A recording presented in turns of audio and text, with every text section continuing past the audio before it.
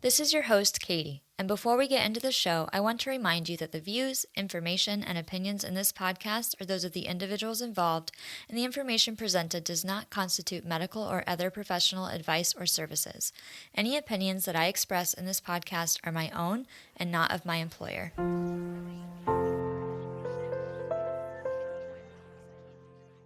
Hey, welcome back. In this episode, we're going to talk with Robyn Beer, who was diagnosed with VEDS or Vascular Ehlers-Danlos syndrome last year. Before we jump into the interview, if you like this podcast and want to support our community in our efforts to raise awareness through this show, you can buy merch in my Printify pop-up store, make a one-time donation, or support the show by joining my Patreon. This show wouldn't be possible without the continued support of my Patreon subscribers and donors, so if you've already been supporting the show, thank you. Check out the episode show notes for links to ways to support. Let's get into the interview with Robyn.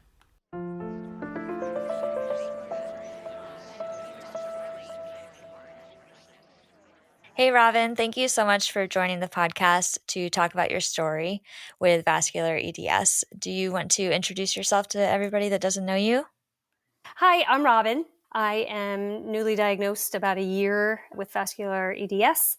I was diagnosed in October of 24, and I'm 52 and have two boys, been married for 20 years, and I live in North Carolina. Wonderful. Do you have any, something I'm trying to do better about this season is asking people any, interests or hobbies or, things about you as a human being, since we are talking about one aspect of what you deal with in your life or a part of your life. It's not your entire person. Yes, it's not, we're all not about just what chronic illnesses we have, right? I am a former teacher. I love, working with kids. I'm currently not teaching right now, but I love doing anything in the creative space. I love painting, and I make jewelry, and anything creative I love. And I love hanging with my family, being with my boys, pretty much anything with the family is where I'd like to be. So that's wonderful. Thank you for sharing that. Mm-hmm. How did VEDS come into your life, into your awareness? Yeah, so it was about June of 24, I started to get these thunderclap headaches. And I currently have MS. I've had MS for 20 years. And so I have a neurologist. So I said to her, I'm like, listen, this is not normal for me. And she said, let's do an MRA, and which is an angiogram of the blood vessels of the brain to rule out an aneurysm. And so got those results back, and it was a pseudoaneurysm of the internal carotid artery. They referred me to Duke Neurosurgery, and they were kind of taken back because it's in a location of the internal carotid artery where it intersects way deep into the neck, and only really seen with patients with whiplash or injuries to the neck, and I didn't have one. So, they were like, that seems kind of strange, so let's monitor you in 6 weeks. And at that 6-week appointment, during those 6 weeks, I had gotten a second opinion at a different neurosurgeon, and he was like, oh, some people do get these. Let's just follow up in 3 months. So they were kind of in agreement, but the one doctor, the first one, was like, I don't know why you're getting this. Let's maybe do some research, maybe some genetic testing. And I had been talking about, ironically, I had been looking it up because I was like, I had some different symptoms, and then I'm like, now I have a pseudoaneurysm. I'm like, yeah. And ironically, when I was looking at things online, Loeys-Dietz came up, and I'm like, huh.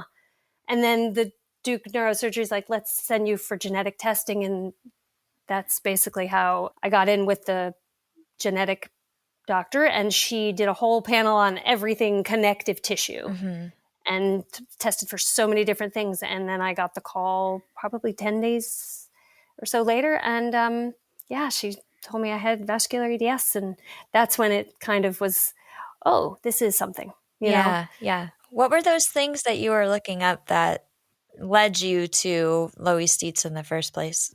So I have, some just constant breaking of blood vessels. All I have to do is open a doorknob and I break a blood vessel in my finger and it turns purple. I walk across my hardwood floor and I have a hematoma on the bottom of my foot, and my foot turns purple, I'm only laughing like because that's so relatable. are you the Yeah, same way? yeah. Yeah. It's comical, really. Yeah. I'm just like, oh, yeah, broke a blood vessel, just opening the door. But I think I had experienced some various other symptoms with varicose veins and getting kind of just almost like a translucent, and that's what I cackled to myself when your email, the translucent one, because my skin is like see-through. Mm-hmm. And I've been that way my whole life. And I'm like, why can you see all of my veins? It's like a map on my chest, And I never knew why, but it just all comes together, of like, oh, that's why I have this and this and this. And, Mm-hmm. I was born cross-eyed. And so I had 2 surgeries to fix the muscles that were like all over the place when I was born. And so a couple of other things were on there that I saw, and I was like, ooh, I have that. Ooh, I have that. And so it was interesting when she tested for all the connective tissue, and she was like, okay, well, Loeys-Dietz, ironically, is in that panel. And so vascular Ehlers-Danlos really didn't, like, I guess maybe it wasn't on my radar because it was just kind of like something I just discovered. But basically, it came to be vascular EDS, and that kind of started the road of being with the genetic doctor and then having to see different specialists and stuff like that. Started the story. So yeah, how did you handle that information? Like when you were told that you had vascular EDS, what information did you get, did you find, and how did you deal with that? Well, I learned some lessons right away that Google, it can be not your friend at some point, like just, you don't really need to Google everything. But I think I had a sense of knowledge is power for me. Like I'm 52. Mm-hmm. And when you look up, like, it sometimes can be, it says with childbirth and, different things that can cause risks.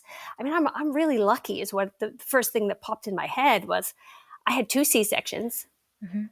I've had several surgeries in my life, and I'm very lucky. I have to just throw that out there because I think it was a blessing. I didn't dilate when I had my first son, and I was given a C-section and didn't have to do hard labor or something like that. I don't know what could have happened. And I also have MS, so I think having a chronic illness to start kind of prepared me in some way, if that sounds crazy, but just a way to kind of, okay, I got this, and what's another, not autoimmune disease, And I think what really hit me was at that moment, that when the doctor said, we need to have my kids tested. Mm-hmm. So that's was for me the hardest, like, oh, whoa, this is not just about me now. Yeah. And I think that was the hardest part. Me, I was like, but it's my kids that I stopped. And yeah. So I do know that one of your kids does have it. Yeah. So could you talk more about that? And also, is he okay talking about that? He gave me permission to talk about it. Yep. Okay. Yep. So I had both my sons tested, and my older son was diagnosed with it also. And I think it was a very hard day. It's one thing for me to get a diagnosis like that. I'm 52, but my 18-year-old has to, for the rest of his life, he's got to be followed and have MRAs every year. And it's kind of one of those things where I don't want this to hold him back or anything like that, but I know that I have to instill in him that there's a purpose to think about. Knowledge is power. We know we have this. There are people walking around, they might not know when things occur and they have events and they don't know. So we have this knowledge now, and we have to be able to use it and get MRAs and be followed and take care of yourself, and don't do the things that are contraindicated with people with vascular EDS, and no more roller coasters and things like that. And we joked around, like, he's really has kept such a great attitude about it toward, to my husband and I, as far as I can see. And I was worried at first, like, oh, I hope he's not going to take this hard, because that it broke me that day. I shed some tears, and by myself with my husband, not with him present, but in front of him, I kept kind of a strong face, Yeah. Yeah, that's got to be So, so hard. And especially like, he's 18 now, but he's a teenager. right, So it's like a whole other like factor of difficulty, like adjusting to that perhaps that you have to think about as a parent. Do you want to right. talk about some of the other medical things? Because you've had this like carotid pseudoaneurysm that was diagnosed and followed by Duke, which led to your diagnosis. But did you have Mhm. other medical events in your life that were kind of explained by VEDS later after your diagnosis? That's a good question. I mean, I've had I've had 12 surgeries in my life, but the complications that have occurred with different, so to speak. I had a complication with my cataract surgery a few Mhm. years ago. Little did I know that's what the genetic doctor was like, oh, that could explain that. Had some bleeding issues with another surgery that could explain that.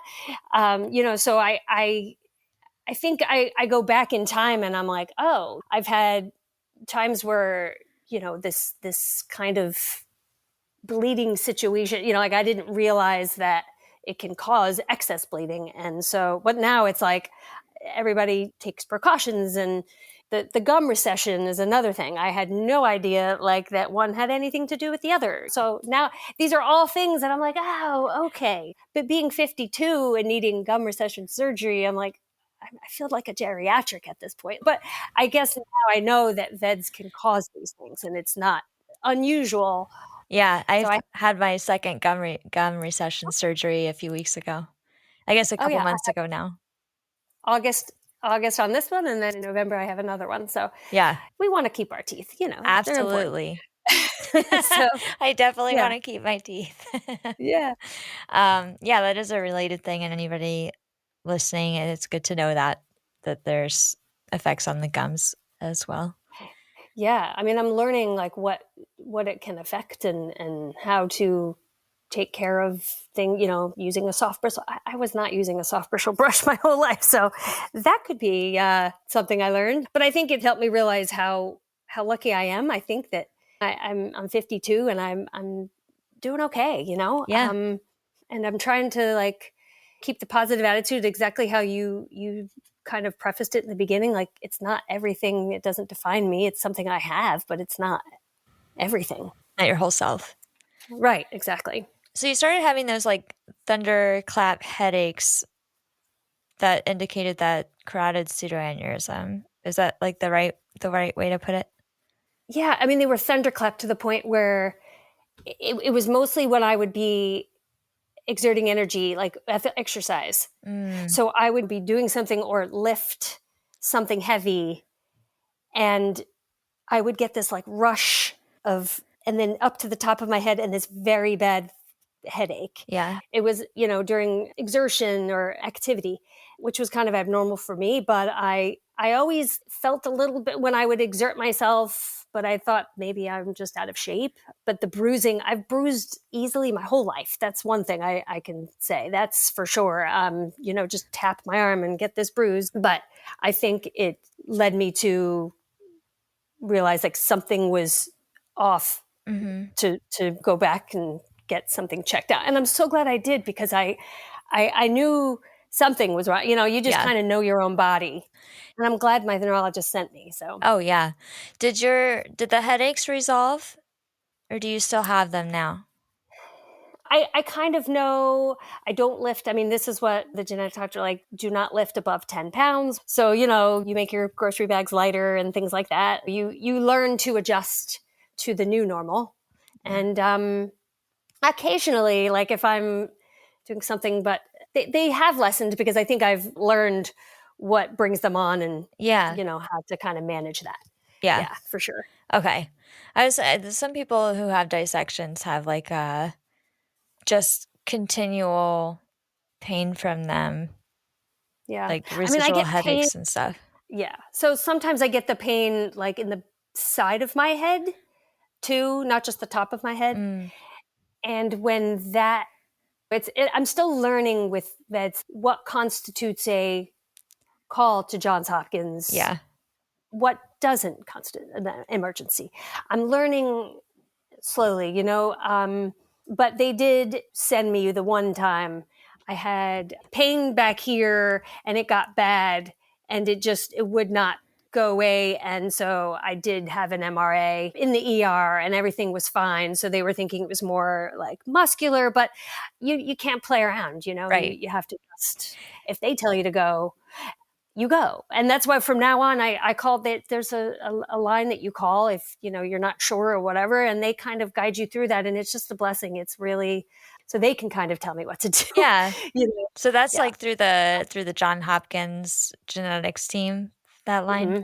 That I've Yeah. heard about that line before, and I wish that every hospital had that line for somebody with It's VEDS just, and it's for like awesome. Loeys-Dietz and Marfan too. Like it's a hard decision. And how do you navigate? So it sounds like you navigate that decision making process by calling the line, at least now as you're like learning. But Yeah. how has your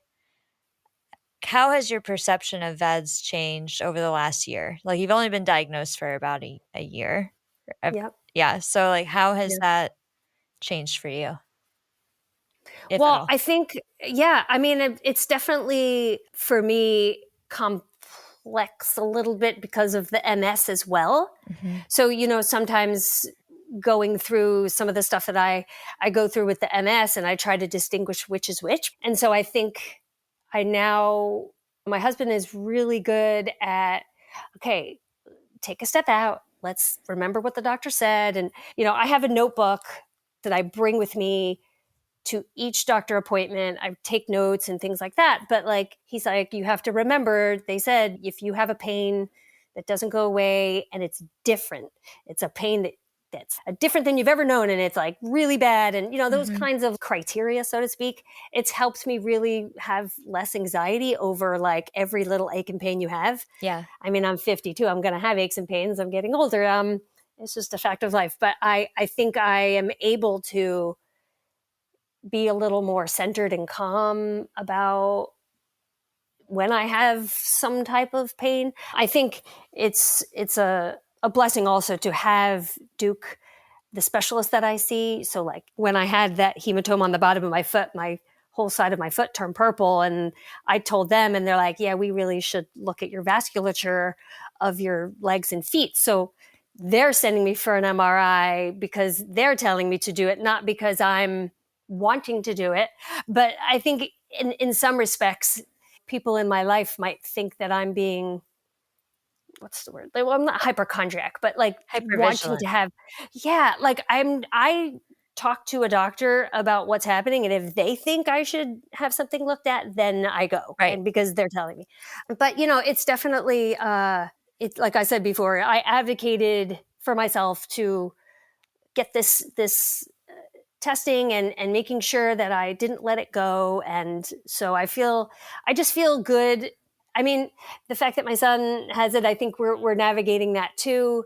Just various things in his life that he goes away with his friends and he's got wonderful friends, and he can't do whitewater rafting, but he can do tubing, Mm-hmm. so it's things like that I think I'm trying to instill in him, not to be fearful, but to be vigilant and just aware Yeah. and be smart. You Yeah. know what I mean? About how you conduct yourself and things like that. So, Yeah. And it's yeah. a big change. I mean, it's a big change.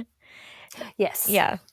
You did say that you like kind of Googled and got maybe not the best information for you or maybe even wrong information. Did you end up finding support? Did you meet other people in the community? Like, did you get connected anywhere?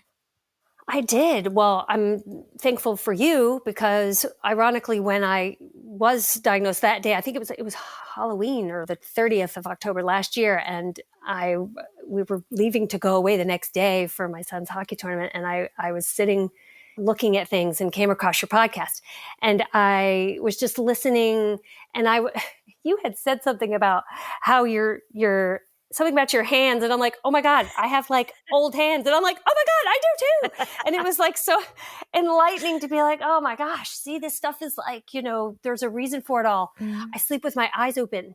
I didn't realize my whole life. And so does my son. It's really strange that, it's a connective tissue thing. Yeah. I don't sleep with them open like that, but I sleep with them kind of like Partial. open a little bit, Yeah. My whole life, my parents were like, why does she do that? I don't know.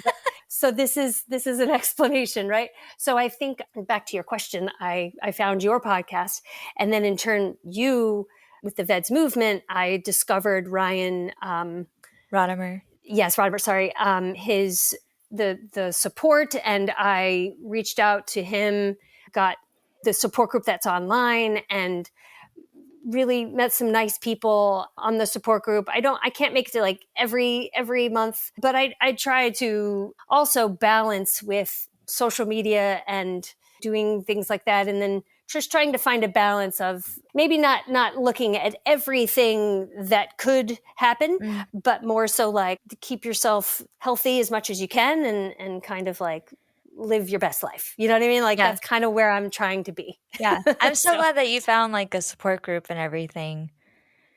Yeah. I mean, Jan, I love Jan. She's great like when on one of the support groups. And so it's just nice to be able to connect with people who have these same kind of like challenges that you have. And you really learn a lot from these people who have had it for years. Yeah. I mean, it's a blessing that I was diagnosed with it so I can know now and be vigilant. But different things that have happened, like people like, oh yeah, don't do that. That's not good. Or make sure you do this, or just learning from other people. And that's been really great to connect with others. Yeah. Mm-hmm. Oh, I'm so glad. The community has been very, very helpful to me. It was one of those very healing things when I first got diagnosed.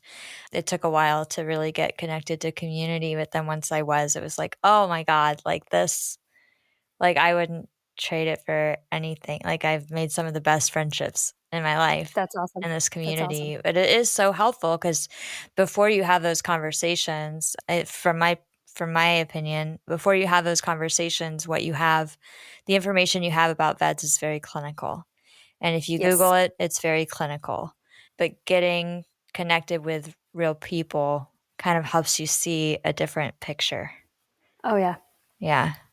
Definitely. And you got to lean on people in your life, like who you can lean on.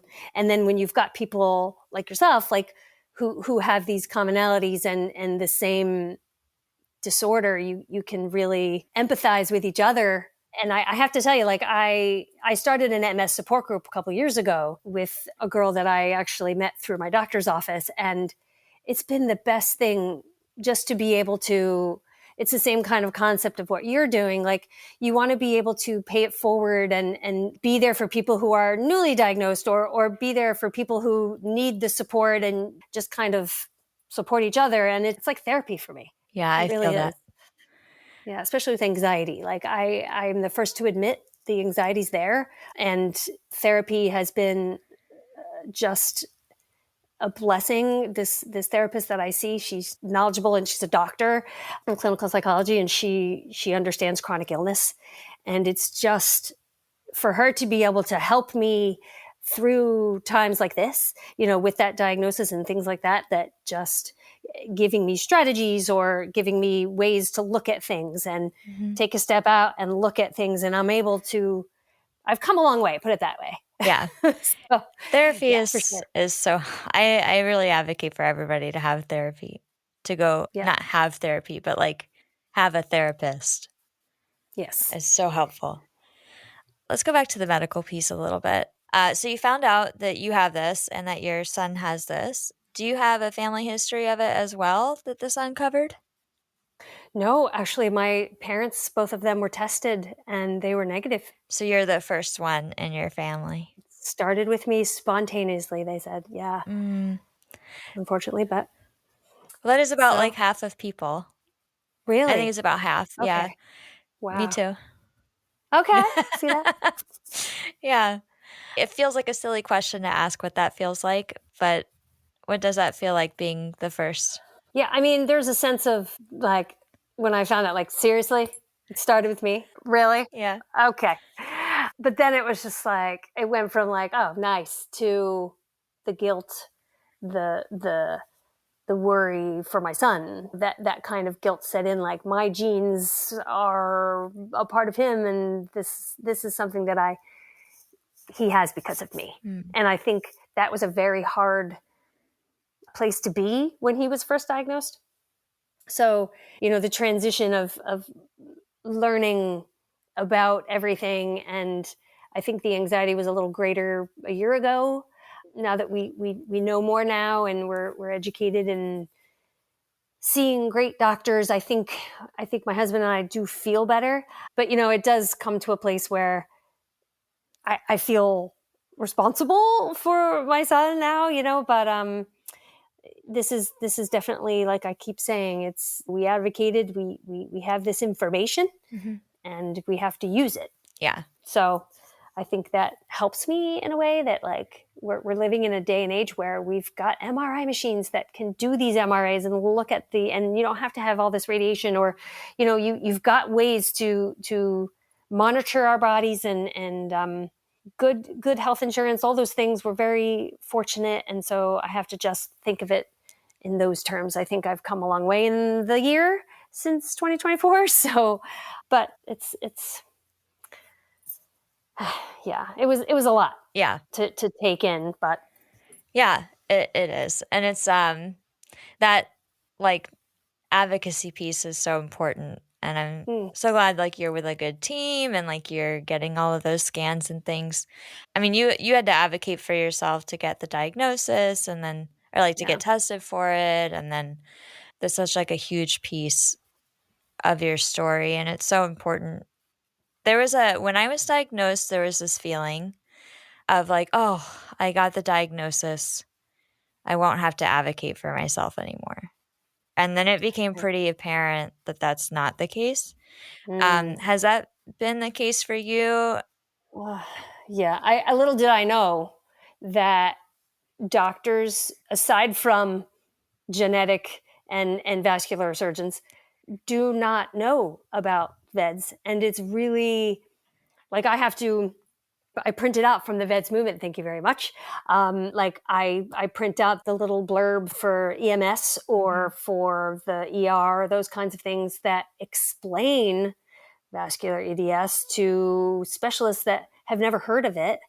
And, it's kind of, the time is of the essence when, if you're having some type of event, and there's I guess these are the kinds of things that I've learned through the people of the support group. Like, you have to advocate for yourself in those situations.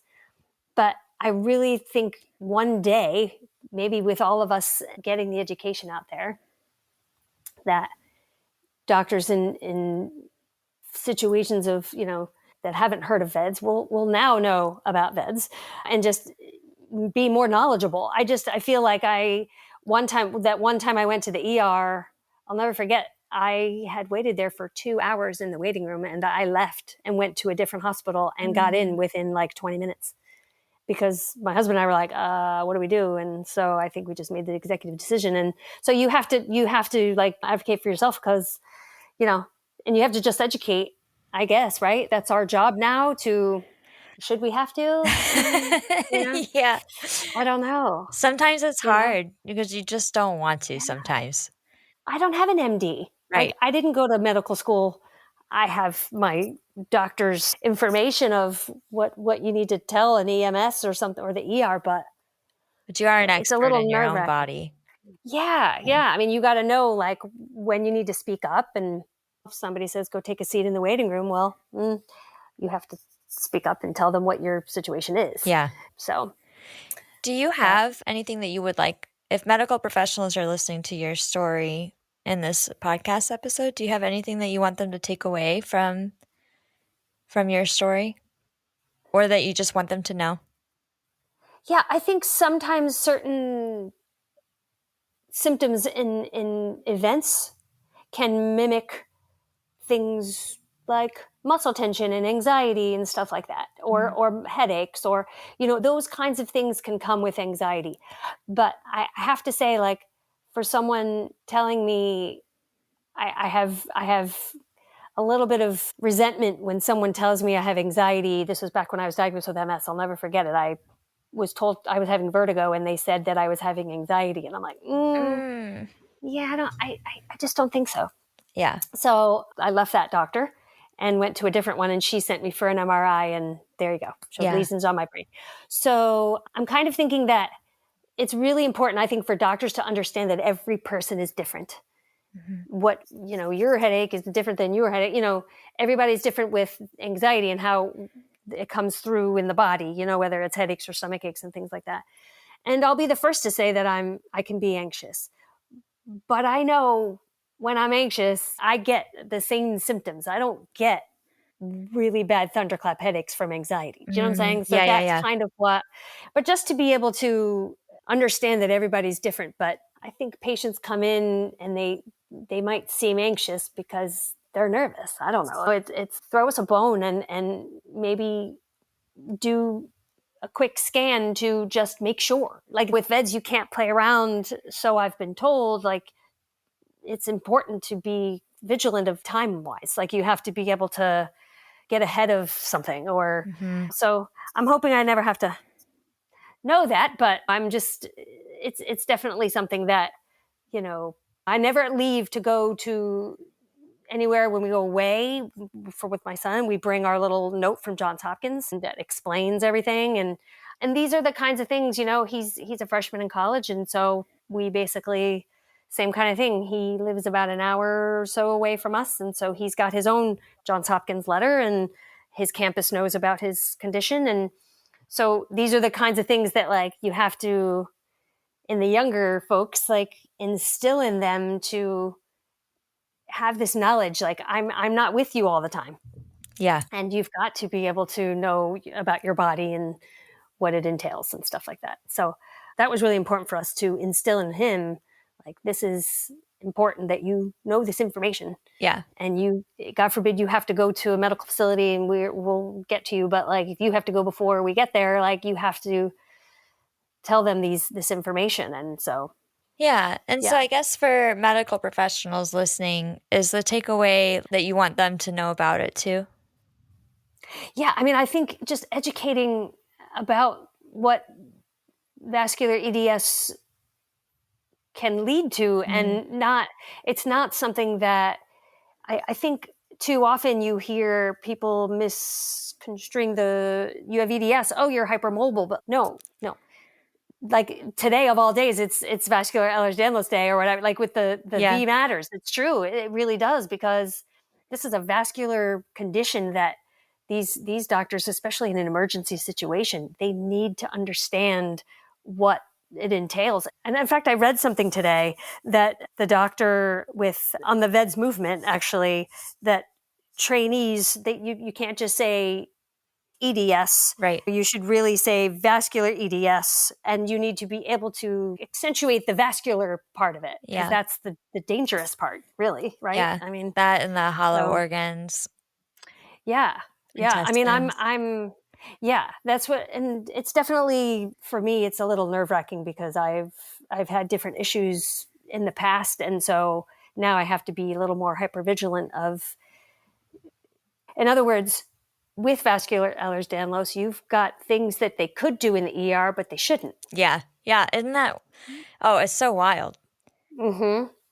So I had a situation like that last year. And so it was interesting, like, oh yeah. And the doctor at Johns Hopkins called the hospital here and talked to them. And then the plan kind of changed. And I was like, oh, thank gosh, because you don't want to be given some type of test or some type of treatment when it's contraindicated. Oh yeah. That could be a whole other interview talking about that. Mm-hmm. Yep. Did you have I should have asked this earlier. I know you had scans after your diagnosis. Did you have any other vascular issues anywhere else that you didn't know about? Like any dissections or anything that had happened throughout your life? Or is this your first dissection? It's my first dissection. Yeah. I know, right? Happy for you. Knocking wood. Yeah. But because of that dissection, I have that one looked at every 6 months. Okay. then I was doing 6 weeks, then 3 months. Now I moved to 6 months. All right. So yeah, I've graduated to the 6-month mark, but because of that one, I think they're doing my scans every year, Okay. like the whole body. Yeah. So in December, between now and December, I have 3 separate MRI visits where I have to be in there. And it's not my favorite place to be. No. But, we do what we have to do, right? And it's a good thing that they can look at things closely and monitor and all that. But I'm very lucky, yes. And my son, he's good. All of his came out clean. So yeah, I'm really just overjoyed at all of that information. Yeah, for sure. Yeah. So we're nearing close to the end of our time here. I just wanted to, I guess as a final question, do you have advice for anybody else in the same shoes that you were in last year? Yeah, I think when you feel that something's off, you know your body best. It's really important to advocate to get in to see, and some people have to start with their primary care, but if you have to see specialists, try to get in as soon as you can. Sometimes that can be a process of weeks to months. And I went from my neurologist to my neurosurgeon to genetics to the connective tissue doctor. So it took me a few months to get to that place. And so you can't give up in between that process. You have to follow through and be steadfast with wanting answers, because I felt like I kept going until I got an answer. I felt like something was off. I felt it. And I'm so glad I did, to follow my gut. And if I never had gone, okay, this is what makes me kind of like emotional, that my son might not have known. Right. And so I really feel that if somebody's in my shoes, that this is so imperative to get it taken care of. And you know what? If it's nothing, it's nothing. Yeah. Right. And for us, it was something, but now we know, and we can take the knowledge and go forth with it and feel like we do have this blessing of the medical world, that of what we're living in, and how like far advanced the MRIs have gotten and so forth. They can do MRAs and stuff like that, there are things that can be done. And so it definitely is the medical field that you got to get through. You can get through it. I have to say it was a long process, but we got there. So I think that's such great advice. Yeah. It gave me kind of goosebumps a little bit, because it reminded me of what my mom told me before I got diagnosed, which was like, if you think something's wrong, don't give up. And it was I was at that point where I was like ready to be like, well, maybe it's in my head. But it wasn't. Yeah. And I was so close to giving up. And that advice to like not give up, to go through the process, to trust that you know yourself, like trust your gut, get a second opinion, whatever you need. The second opinion thing is really imperative to, well, first of all, another part of advice is you have to trust your doctor, and you have to feel comfortable with your doctor. Mm-hmm. I saw 2 neurosurgeons when I found out I had the aneurysm, or the pseudoaneurysm. And one I was like, and the other I felt really comfortable, and I just knew that was a better fit. And it really, you just know. Yeah. So, yeah. But I think it led me to giving to almost like back to the community of listening to your podcast and going to the support group, and like feeling that I can, the parent support group too has been really a blessing, to be a part of hearing other parents deal with the same situation. Yeah. And how do they do it? Because at the time he was still in high school. So it was kind of like, oh my gosh, how can I send him off to college? How do I do this? Yeah. But again, here I am, like really in a better place a year later, and I'm sending him off to college with information, and he's doing great. Yeah. So I can't say enough of like, just advocate and be there for each other and be the support. Yeah. Well, thank you so much. That's all great advice. And thank you for coming on the podcast and sharing your story. Like just a year after diagnosis, it's a strange time. like going through that whole process of adjusting and learning. And Yes. I'm just so grateful to you.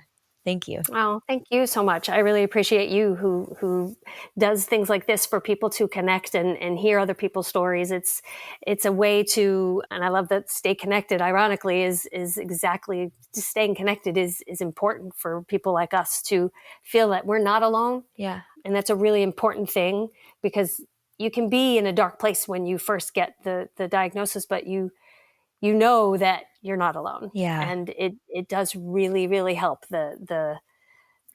your morale, like you're trying to make sense of everything. So I appreciate you for doing this type of thing. I was introduced to it when I was first diagnosed, and I've been listening to it for like a year. So I'm just happy to be here and to just kind of share my story and to be able to give back in some way. I also just want to take a moment to thank my family, my husband and my 2 kids. And it's been a roller coaster this last year, but my husband especially, because he's really my rock, and he's so able to compartmentalize things and stick with what needs to get done and help me talk it out if I have to. But I feel like when our son was diagnosed, I think we both were very emotional, but I think having him by my side and through the diagnosis roller coaster that it was, I'm just so grateful that I have people in my corner, and I'm able to have the support in my own home and outside with VEDS movement, things like that. And so I just, wanted to make sure that I'm very lucky to have the support, and for him and I to be the support for our son too, like a united front, and to be there for each other, to be there for him, vice versa. So thank you. Yeah, thank you.